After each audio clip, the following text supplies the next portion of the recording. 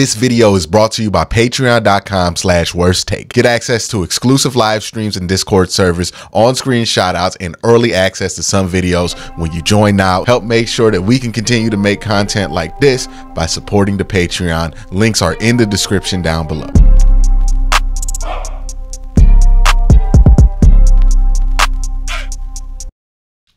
There's always excitement when you bring new players onto the Cleveland Browns, right?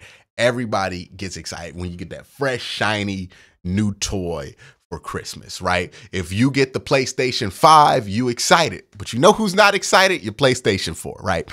Everything that you bring in, every new player that you bring in, every guy that you trade for, on the other end of that transaction is somebody who might have had an opportunity that doesn't have an opportunity.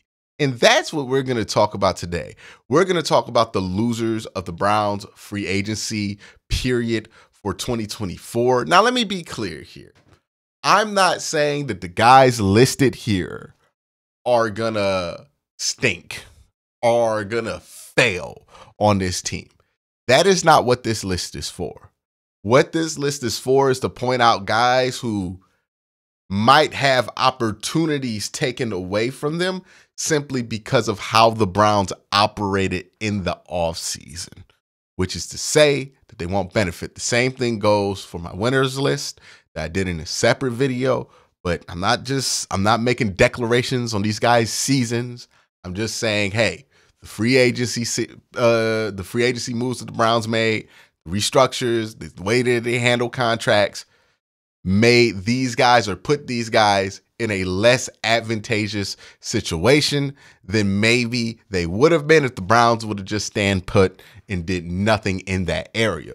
And you know where we got to start if this is the way that the conversation is going to go.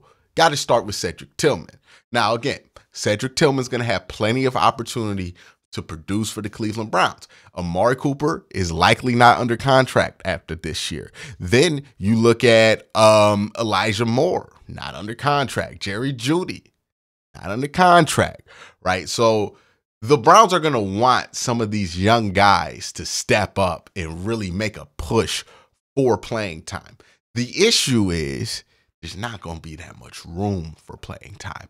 One of the things we forget about when we talk about the wide receiver room is we just assume that all the targets are always going to the wide receiver the way that we have these conversations, right? Oh, Elijah Moore, that's the third receiver. He's the third option. Not really, right? Because you're probably going to have a lot of plays designed for Amari Cooper. You're probably going to have a lot of plays designed for David Njoku. You're definitely going to have some plays designed for Jerry Jeudy. You're going to have some plays designed for Elijah Moore, and then whoever the running back is, right?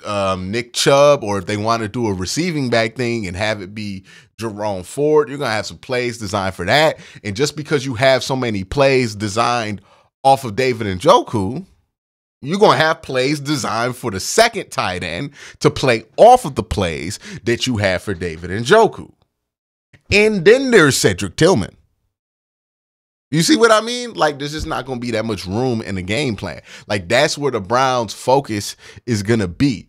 And Cedric Tillman's issues last year,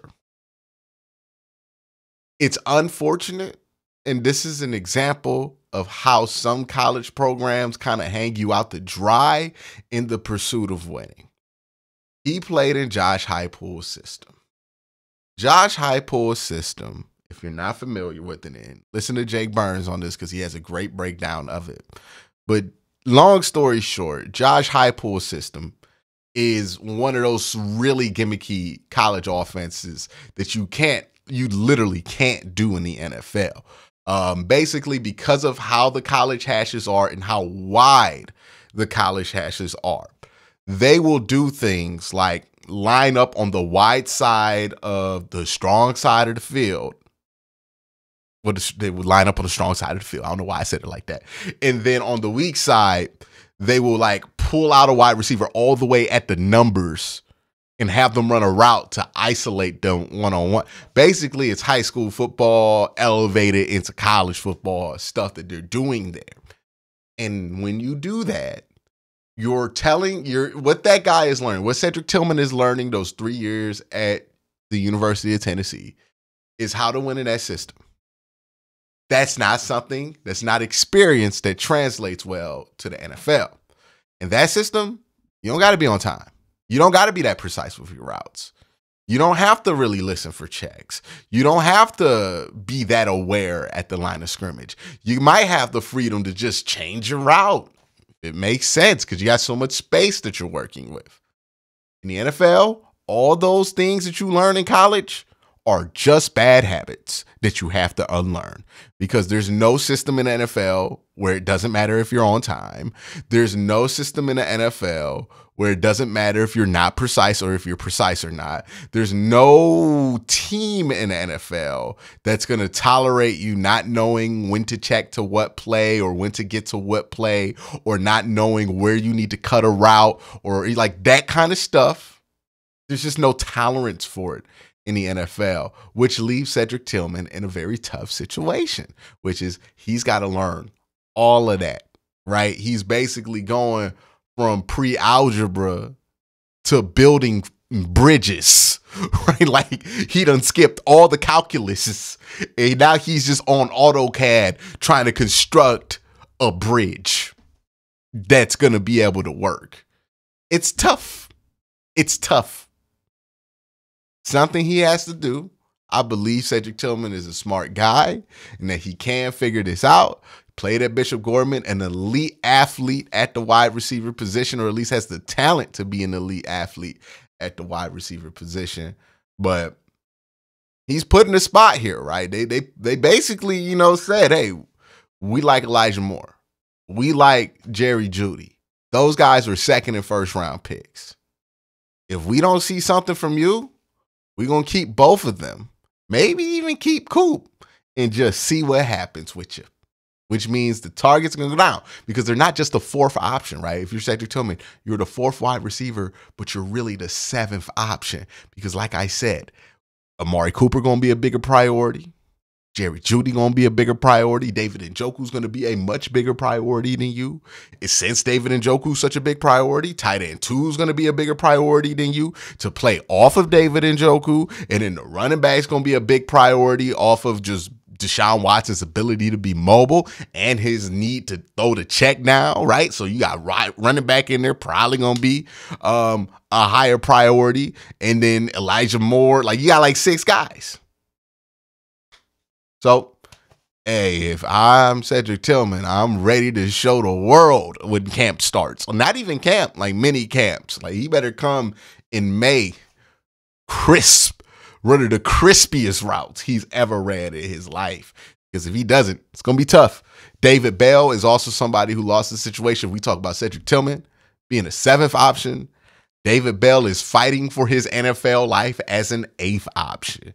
Now, look, he wouldn't be the first guy to fight for his NFL life and sign somewhere for some money off the Cleveland Browns. Shout out to Jordan Elliott, who we all thought was a goner. We thought he was going to be a UFL player. Turns out he turned it around, got $10 million from the San Francisco 49ers. Hey, man, Jim Schwartz working miracles out here. But, yeah, the same can happen for David Bell. It's going to be tough, right? It's going to be tough. He reminds me a lot of Donovan Peoples-Jones, and we saw how Donovan Peoples-Jones fared last year. We'll see what happens with David Bell. Another guy that I think kind of got pushed into that loser category, I hate to say it because he's only 1 year into this NFL career, is Siaki Ika. The Browns basically chose to bring back everybody at the defensive line position and then add another name. The reason this is significant is because Siaki Ika, with this current defensive line that they had, minus the guy that they signed the other day, could not get on the field. Hell, I'm not even saying get on the field. Couldn't be active. Jordan Elliott's role was up for grabs, right? The third defensive tackle, right? They went to Maurice Hurstmore. They went to Shelby Harris-Moore. The last defensive tackle spot was available. They signed somebody instead of letting you compete for that spot. I don't know what they saw in that building in year one, but that move to me tells me they don't love it. And there were all kind of like things that people were concerned about when you drafted Siaki as high. Well, not as high as you did. It wasn't high to take him, but in the situation that you took him in, what was the path for him to get on the field? That was a question that I had when you drafted him. It was a question that I had 2 months ago. And I look at it, the roster now, and I'm like, well, how's he ever going to? They just must not want him to see the field because there's no path for him to see the field. There just isn't. How's Siaki Ika going to play this year? If he could not play when it was just Jordan Elliott get in front of him, how's he going to play now? I don't know. Another player, unfortunately, that I think this year's signings show that the team might be significantly less high on this player than they were coming into last season. DTR. The Browns, look, they didn't spend a ton of money at backup quarterback, but they did spend some money at backup quarterback.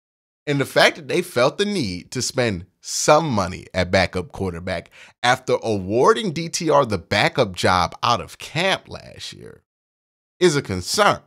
Now, some might write this as a as a sign of concern for Deshaun Watson. Let's just put it that way, right? Some people might process it like that. Oh, they brought in Jameis Winston, and that means they're concerned about Deshaun Watson. I don't think that's the case. I think they don't love what they saw out of DTR. They thought he would be ready to be a backup in year 2.